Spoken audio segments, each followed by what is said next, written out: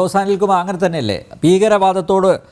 ഭീകരവാദത്തെ പൂർണ്ണമായും ഉന്മൂലനം ചെയ്യുന്ന ഒരു നിലയിലേക്ക് കാര്യങ്ങൾ കൊണ്ടെത്തിക്കാൻ അല്ലേ പഹൽഗാം ഭീകരാക്രമണം വഴിതെളിച്ചു അല്ലേ? തീർച്ചയായിട്ടും ഈ പറഞ്ഞതൊക്കെ ശരിയാണ്. നമ്മൾ പ്രധാനമായിട്ടും ആലോചിക്കുന്നത് ഈ ഭീകരാക്രമണം കൊണ്ട് ഉടനെ തന്നെ നമ്മളൊരു മിലിറ്ററി ഇതിലേക്ക് പോകണമോ വേണ്ടയോ എന്നൊക്കെയുള്ള പല കോണുകളിൽ നിന്നുള്ള ചർച്ചകൾ ഇപ്പോൾ ഉയർന്നു വരുന്നുണ്ട്. പക്ഷെ ഒരു കാര്യത്തിൽ നമുക്ക് എല്ലാവർക്കും ഉറപ്പുണ്ട്, ഇത് ഭീകരവാദ ആക്രമണത്തിന്റെ അവസാന സംഭവമായി ഇന്ത്യയിൽ മാറണം എന്നുള്ളതാണ് എല്ലാവരും ആഗ്രഹിക്കുന്നത്. അതുകൊണ്ട് തന്നെ രാജ്യം ഒറ്റക്കെട്ടായി ഇതിനെതിരെ പ്രവർത്തിക്കുവാൻ തന്നെയാണ് തീരുമാനിച്ചിട്ടുള്ളത്. അതിലിപ്പോൾ സേനാപതി വേണു വളരെ കൃത്യമായി പറഞ്ഞു കഴിഞ്ഞു, കോൺഗ്രസിന്റെ നിലപാട് വ്യക്തമാക്കുകയും ചെയ്തു. സന്തോഷപൂർവ്വം സ്വാഗതം ചെയ്യുന്നു. പക്ഷെ നമ്മൾ ശ്രദ്ധിക്കേണ്ടുന്ന ഒരു കാര്യം, വിവിധ കോണുകളിൽ നിന്ന് ജനങ്ങളുടെ ആശയ അഭിലാഷങ്ങൾക്ക് അനുസരിച്ച് എപ്പോഴും ഒരു സൈന്യത്തിന് പ്രവർത്തിക്കാൻ കഴിയില്ല എന്ന് മനസ്സിലാക്കണം. അതിന് തന്ത്രപരമായിട്ട് ഇവിടെ ശിവശങ്കരൻ സൂചിപ്പിച്ചു, തന്ത്രപരമായിട്ടുള്ള ചില സമീപനങ്ങൾ കൈക്കൊള്ളതായിട്ടുണ്ട്. അദ്ദേഹം സൻസുവിന്റെ ആർട്ട് ഓഫ് വാറിനെ കുറിച്ചൊക്കെ പറഞ്ഞു. നമ്മുടെ രാജ്യത്ത് നിന്ന് പാകിസ്ഥാനെ കാണുന്നത് ഭീകരവാദത്തിന്റെ ഒരു ഫാക്ടറിയായി തന്നെയാണ്. അതേസമയം തന്നെ അവിടുത്തെ ജനത എന്ന് പറയുന്നത് നമ്മുടെ അയൽ രാജ്യത്തെ നമ്മുടെ സഹോദരന്മാരായിട്ടുള്ള ജനതയുമാണ്. ഈ രണ്ട് കാര്യങ്ങളും ഭാരതത്തിന്റെ മനസ്സിൽ ഉണ്ടായിരുന്നത് കൊണ്ടാണ് ഒരുപാട് സൗജന്യങ്ങൾ നമ്മൾ ഒരിക്കലും ചർച്ചയിൽ പോലും കൊണ്ടുവരാതെ പാകിസ്ഥാന് നൽകിക്കൊണ്ടിരുന്നത്.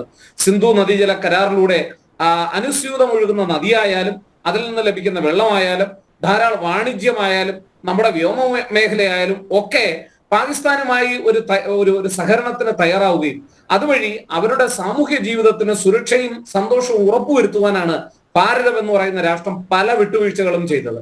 എന്നാൽ അതിനെയൊക്കെ പുല്ലുവില കൊടുത്തുകൊണ്ട് പാകിസ്ഥാനെ ഒരു ലോഞ്ചിങ് പാടായി ഉപയോഗിച്ചുകൊണ്ട് ഭീകരർ വരുമ്പോ ഇതൊന്നും ഞങ്ങൾക്കറിയില്ലേ രാമനാരായണ എന്ന് പറഞ്ഞ് ഓരോ പ്രാവശ്യവും കൈ കഴുകുന്ന ഒരു പാകിസ്ഥാനെയാണ് നമ്മൾ കണ്ടത്. എന്നാൽ നരേന്ദ്രമോദി അധികാരത്തിൽ വന്നതിന് ശേഷം ഇന്ത്യയുടെ വിദേശ നയത്തിൽ ഒരു കാതലായ വ്യത്യാസം വന്നിട്ടുണ്ട്.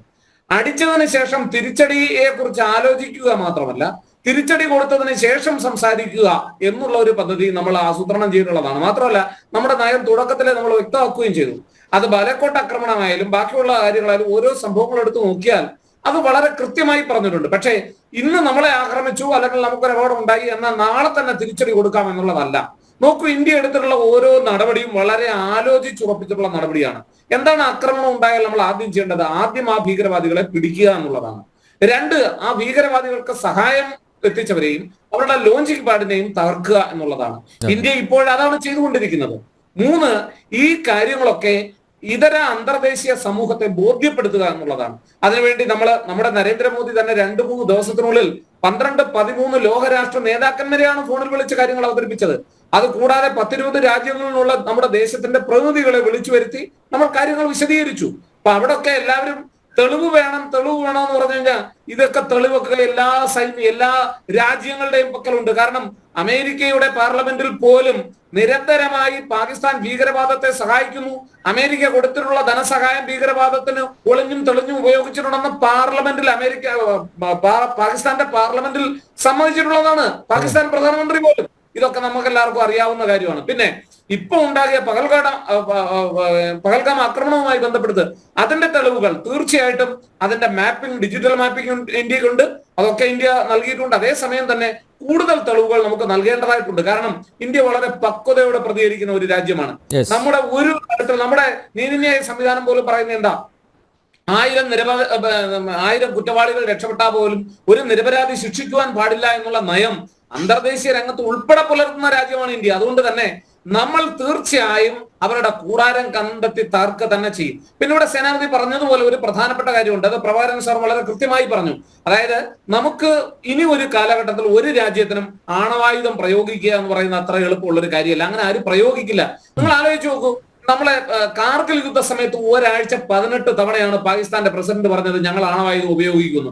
ഇന്ത്യ അതിർത്തി ഭേദിച്ച് എന്തെങ്കിലും ഒരു ആക്രമണം നടത്തിയാൽ ഞങ്ങൾ ഉടനെ ആണവായുധം പ്രയോഗിക്കുമെന്ന് പറഞ്ഞേക്കാണ്.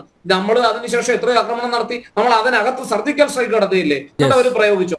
ഒരു രാജ്യത്തിനും ആണവായുധം പ്രയോഗിക്കാൻ കഴിയുന്ന സാഹചര്യം നിലവിൽ ഇല്ല എന്ന് മനസ്സിലാക്കണം. അതേസമയം തന്നെ നമ്മുടെ ലക്ഷ്യം നേടിയെടുക്കുന്നതിന് വേണ്ടി സർജിക്കൽ സ്ട്രൈക്കുകളോ അല്ലെങ്കിൽ ലിമിറ്റഡ് വാറിലേക്കോ ഇന്ത്യ പോകാനുള്ള സാധ്യതയാണ് കാണുന്നത്.